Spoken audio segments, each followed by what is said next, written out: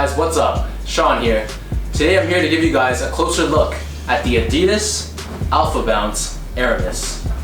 So these first dropped on June 15th, but Adidas Canada actually had a re-release, which is where I was able to grab these this Wednesday. So there were a handful of colorways that released in the first wave of the Alphabounce, but I believe that this was the only colorway that was available to the public in Canada.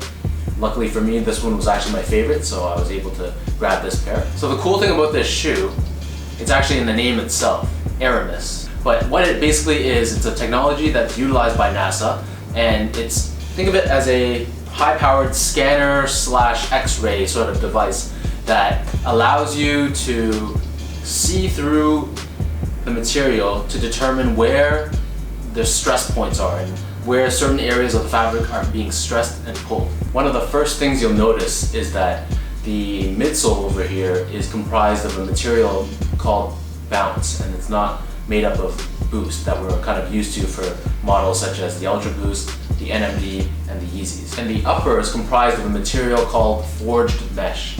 And what forged mesh is known for is being seamless. So you're not going to find stitching along the toe box, and it's just one big piece of material that gives you more flexibility and comfortability for when you're performing in these shoes. And as you can see all over the forged mesh, as well as a bit on the midsole itself, you'll see this print that looks a bit like a hybrid between the Nike Safari print and a little bit of that Jordan 3 elephant print as well.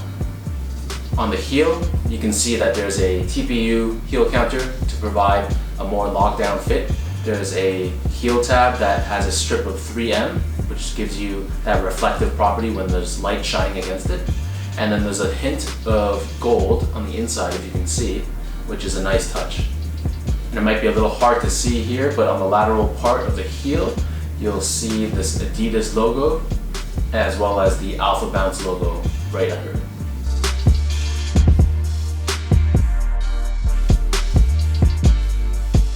And in terms of the outsole, it's just your typical white rubber outsole, but it does feature these nubs that go along the strip of the shoe.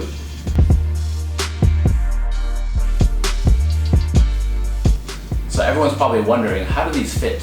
And to be honest, everyone's foot is going to be a little different. But for me personally, so I'm a 10.5 for my Ultra Boosts, I'm a 10.5 for my mesh NMDs, but I go a size 10 for my Prime Knit NMDs as well as my Yeezy Boost 350s. So for these ones, I went with a 10, and they fit well for me. They do run a little long, so definitely size half down if you can, but they are a little narrow. So if you do have wide feet, you probably want to stick true to size, and if you have really wide feet, then these might not be the shoes for you. So in terms of first impressions for comfort, I wore these just really quickly, and my first thoughts are that these are actually a lot more comfortable than I expected. They're going to be a bit different than what you'd expect for an Ultra Boost or a shoe that features that Boost midsole. So it's actually going to feel a lot more similar to the Nike Zoom Air technology in that it's a bit more rigid, and you're going to feel, as you take a step, you're going to feel that energy return come back to you.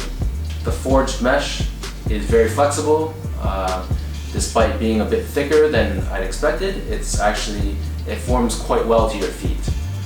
So that wraps up my review of the Adidas Alphabounce Aramis. And now I want to hear what you guys think of the shoe. If you loved it, liked it, hated it, or didn't really care for it, comment below and I want to hear what your thoughts are. Be sure to follow me also on Instagram at SGO8, as I'll be taking more photos of these in the few weeks to come, and definitely getting some on-feet pics as well. So my name's Sean, signing off. It's been a pleasure. Until next time, see ya.